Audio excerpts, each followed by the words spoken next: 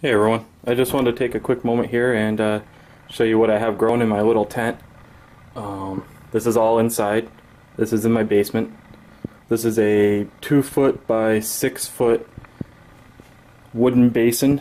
It's actually an old bookshelf. I flipped it on its front, added some legs that you can see down there, added the perforated angle iron to each corner, and then wrapped it in panda plastic.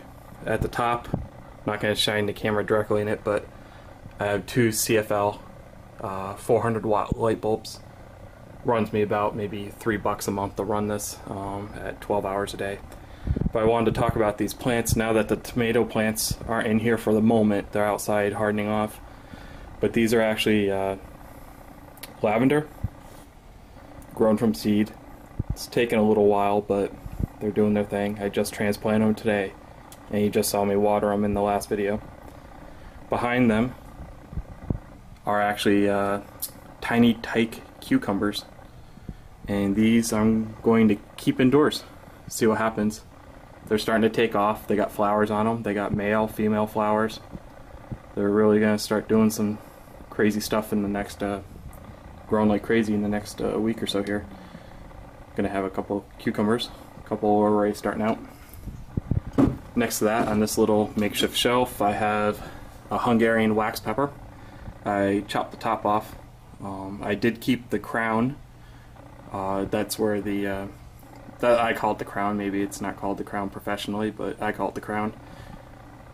It's where the plant first forks at the top, and I don't want to make you guys sick by zooming in, but what I did that so that this is actually a method praxis at the 55712, I believe it is. Ray, if you're watching this, this is your technique. Chop the top off and it will side growth like crazy. So I figured I'll give it a shot. That plant actually already had some peppers on it and they were very hot, but I figured, you know, go ahead and chop it off, get a bushier plant. Next to it, you saw in my other video, was my explosion ember plant. If you want to see more of it, that video does a pretty good job at the end. Under here, this is just temporary, this isn't his permanent home, is another one of those Hungarian wax pepper plants. Same technique, nothing too special. Over at the end here are my little Venus flytraps, and they're doing a pretty good job. They're keeping the place clean of bugs somewhat. They're still small, but I noticed there's a couple little mites walking around on them. Don't really know if those are predatory mites or bad mites. Only time will tell, I guess. They seem to not be doing any harm, so I'm going to leave them. This big plant is actually overwintered from last year, and it is a Poinsettia Pepper Plant. It has all this, I trimmed it back a lot a couple months ago, so most of this top is all brand new growth. You can see the peppers at the top, and quite a few of them are turning red already, so they're going to be ready to either harvest the seeds out of or throw in a good pot of chili.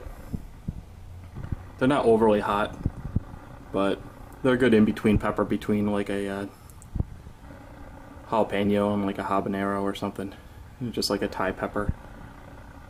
And that's my quick little tour while the tomato plants are not in here taking up all the room.